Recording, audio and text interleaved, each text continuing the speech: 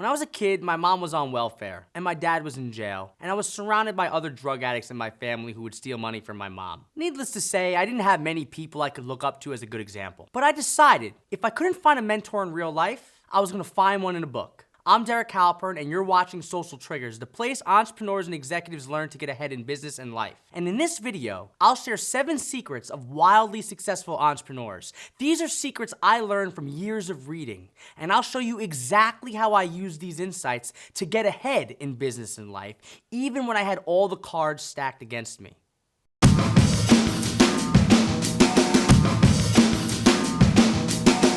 When I first turned to books, I got obsessed with reading biographies and memoirs of successful people. All types of people, athletes, even though I hate sports, executives, entrepreneurs, musicians. Heck, I'd even read about successful criminals because I didn't have any of those in my family either. It didn't matter. If someone was great at what they did, I wanted to learn more. Fast forward to today, I'm the founder and sole owner of a very successful company. And these 7 secrets that I learned helped to propel me to where I am today. So what are these secrets? Let's dive right in. The first one is you want to develop thick skin. When you're looking to do something different from the status quo, different from what you're doing right now, different from the prescribed path of what you should do, there will be no shortage of people who will try to stop you.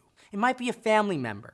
It might be a colleague, but in many cases, it will come from strangers who share their unsolicited opinion about what you plan to do in the world. And the best thing you can do is laugh about it. Easier said than done, I know. So people always ask me, how do you have such thick skin? And the answer is desensitization.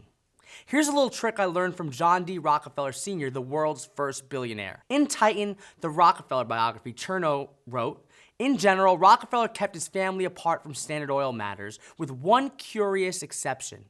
At the breakfast table, he'd sometimes read aloud samples from the reams of abusive crank mail that had swamped his office. Perhaps he did this to make light of the threats or to take the sting from controversy. Seems silly, right? Maybe. But if you subscribe to Social Triggers, you'll see that I do this regularly. I make fun of bad, unsolicited advice in emails, videos, and more. And when you do this regularly, it no longer bothers you. It actually becomes fun. One thing to note, you should never do it with the intent just to make fun of the person. You should always find a teachable moment. As an example, when I recently made fun of a dumb way someone tried to poach my customers, I shared it for one reason. I wanted to show people what not to do. And then I showed them what to do instead. Now to the next secret. Cut the line. In the Steven Spielberg biography by Joseph McBride, they share an interesting conversation Spielberg had with his dad. Steven said, "I want to be a director." And his dad said, well, if you want to be a director, you've got to start at the bottom. You got to be a gopher and work your way up. That's when Steve shot back, no, Dad. The first picture I do, I'm going to be a director. And that's exactly what he did. He skipped the work your way up part and just became the director. In life, there's the path everyone takes. And then there's the other path. If you take the path most people take, you're going to need to outwork people along the way. You'll need connections. You'll need genetics for excellence. You'll need to work your way up the ladder. Or you can take the other path.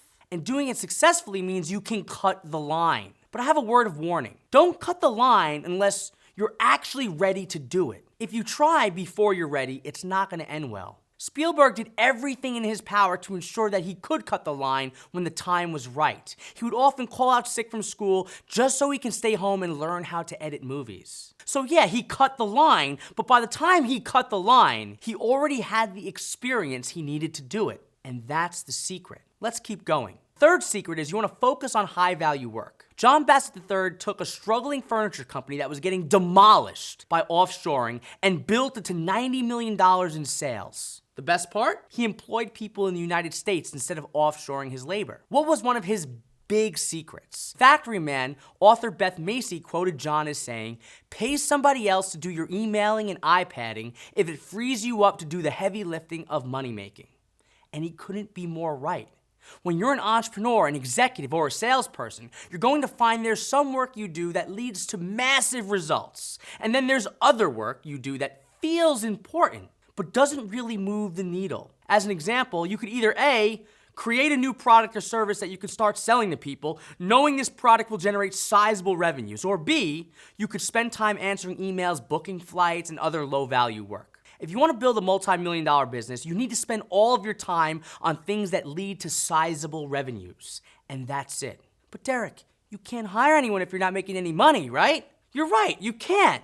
And maybe you shouldn't. But when I look back on my business, my biggest regret is hiring late. I launched my first product, had some revenue come in, but I was personally handling account issues, billing problems, and stuff that a support person could do. I told myself, well, I can't afford to hire yet. But in reality, I did have the money. And had I just hired someone immediately, I could have went back to making more money. Plus, with things like Zirtual available, you can hire people for as little as $399 per month. So you really have no excuse. Remember, pay somebody else to do your iPadding and your emailing for you.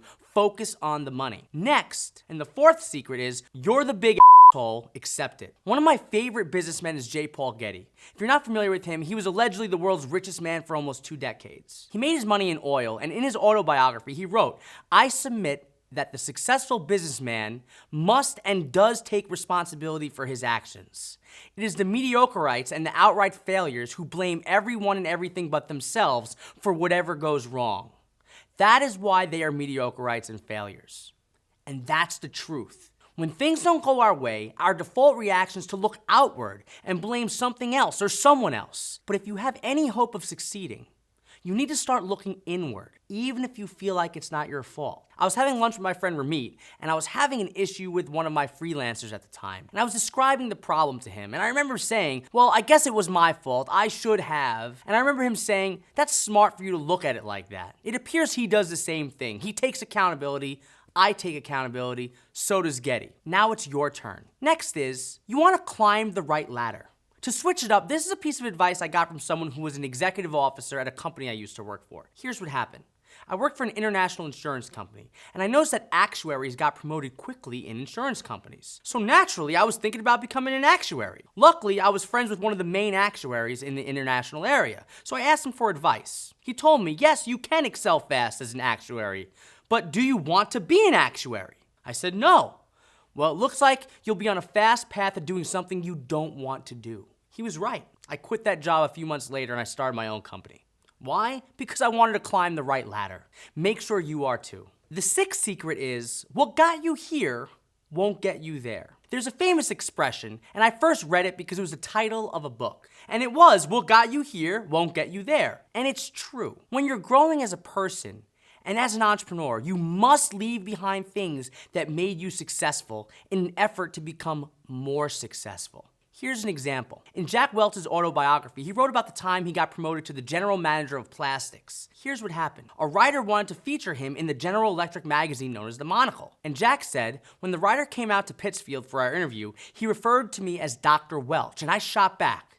I don't make house calls, so call me Jack. I was now ready to act as a businessman and not an engineer, so I was anxious to bag the Dr. Welch moniker. Welch wanted to be a businessman, not an engineer. He knew if he wanted to get to the next level, he had to drop the whole doctor thing, and that's what he did. If you're unfamiliar with Jack Welch, from 1981 to 2001, he increased the value of General Electric by more than 4,000% and amassed a personal net worth of allegedly $720 million. And this brings me to another point. It's not only about what got you here won't get you there. It's also about what got them there won't get you there. Here's what I mean.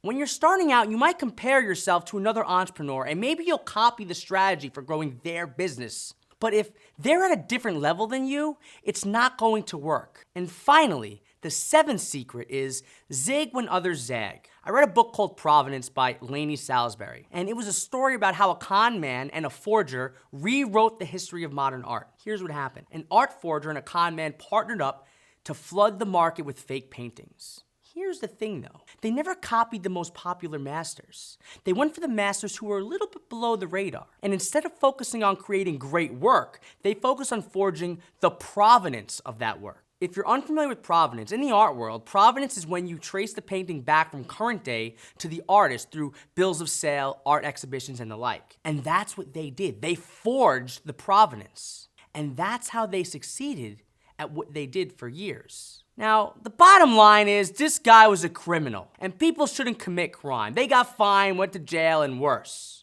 But there's a lesson in this story. It's about zigging when others zag. You see, most people were looking to create forgeries, and they were looking to create amazing forgeries. But this team didn't do that.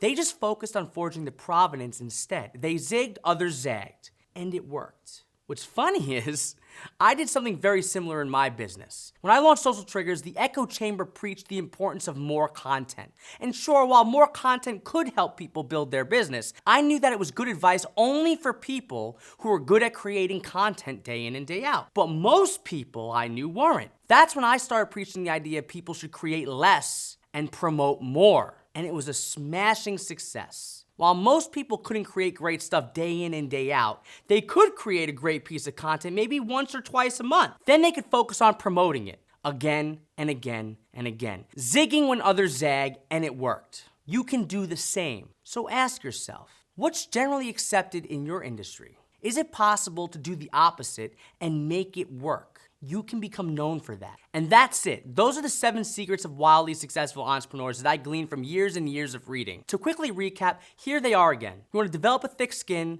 you want to cut the line, you want to focus on high value work, you're the big hole, accept it, you want to climb the right ladder, what got you here won't get you there, and you want to zig when others zag. Now I have a question for you. Which of these 7 secrets did you find most insightful? How do you plan to implement it in your business and life? Leave a comment, I'll read every one. Plus, if you know someone who's building a business that could benefit from these tips, be sure to pass this along. You'll be helping them out and me too. And if you haven't got on the Social Triggers mailing list, go do it. You'll get exclusive content about entrepreneurship, productivity, and more. 7 secrets, take 2. What the? That's not nearly as cool as the clapping. It's like I want to clack. Stupid beat.